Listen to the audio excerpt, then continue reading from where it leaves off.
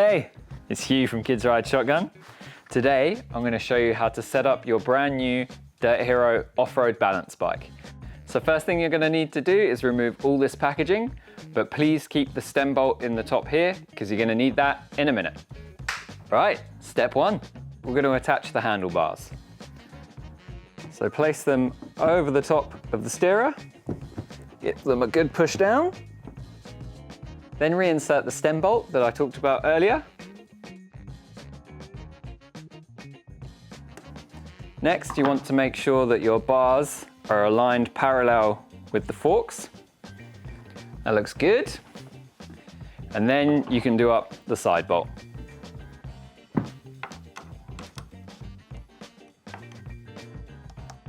Step 2 is to inflate your tires, and then step 3 is to install the front wheel into the slot in the fork that matches your Dirt Hero's wheel size. The top slot is for 12-inch wheels and the bottom slot is for 14-inch wheels. We've got the little 12-inch wheels on our bike here today, so I'm going to be installing it into the top slot. Use the tire's direction mark to make sure that you're installing the wheels the right way around.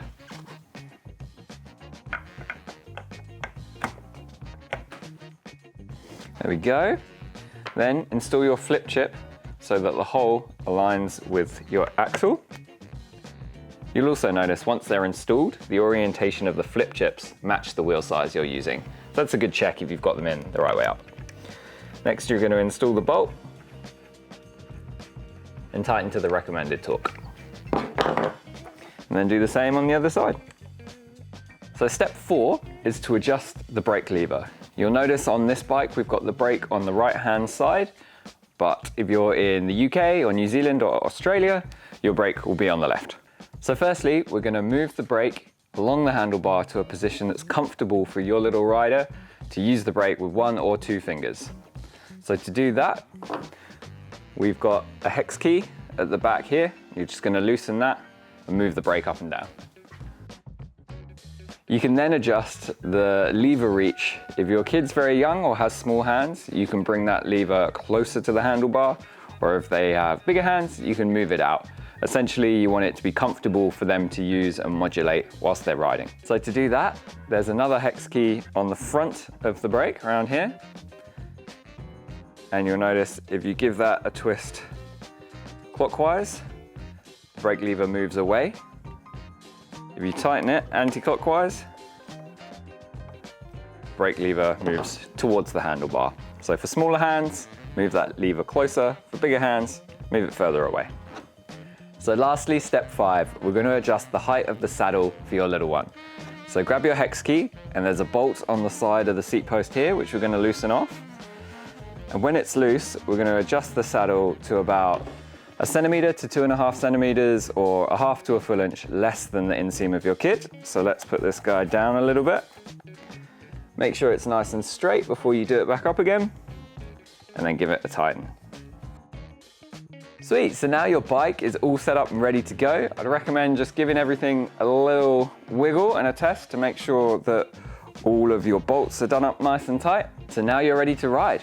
If you've bought an additional wheel kit and you're looking for advice on how to change that over, we're going to tackle that next. Otherwise, get out there, happy shredding.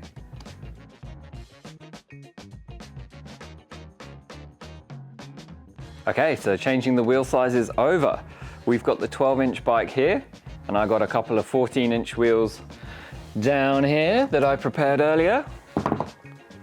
So when you get your wheel kit, you'll get 2 sets of wheels and tires, and you'll get a different brake mount that you'll need as well.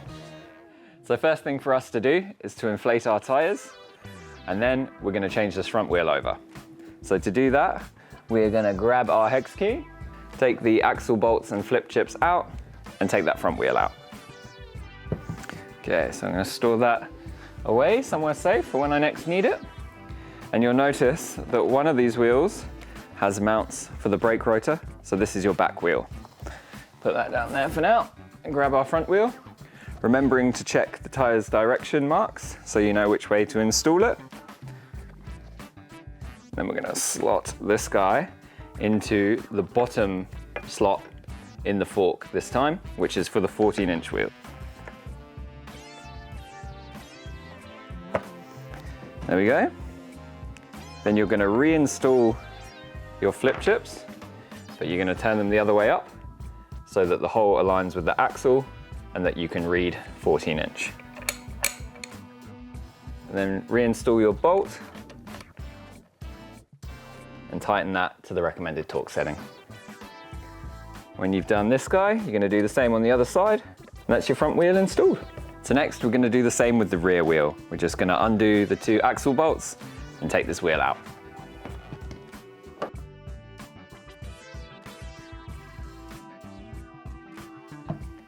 Fantastic. Okay, next step, we need to take the brake rotor off of the wheel because we're going to put that onto our new 14-inch wheel. We've got 6 little hex bolts on here to pop out.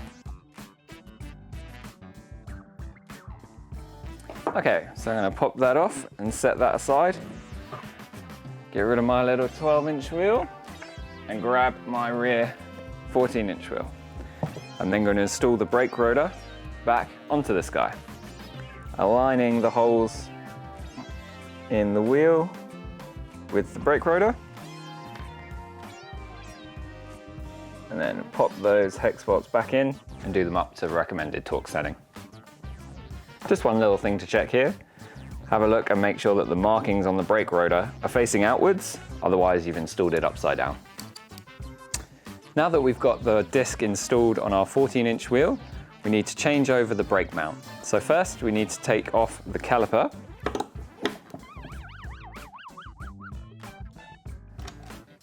So put those bolts somewhere where you remember them, and you can just let the caliper hang in there.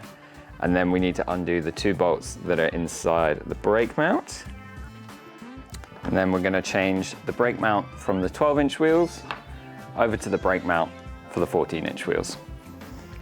Line that up with your holes and then replace and retighten your bolts. Now that's on, we can simply replace the caliper, position that over the bolts again, and put your caliper mounting bolts back in.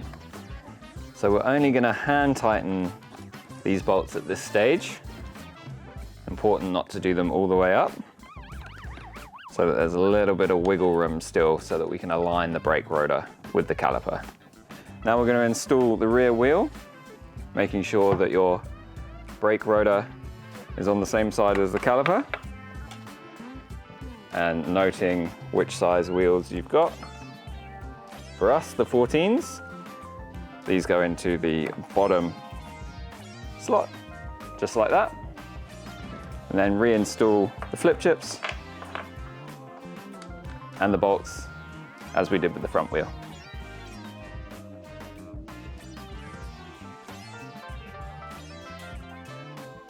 So now that the wheel's on, we're gonna grab the brake like so, and then we're gonna finish tightening off these brake caliper bolts. And this will make sure that your disc is nicely aligned inside that caliper. Cool, and then you should have a nice free spinning wheel. So if your rear wheel doesn't spin freely after you've done that, you can repeat the step or visually align the disc inside the caliper and then retighten it up until you're good to go.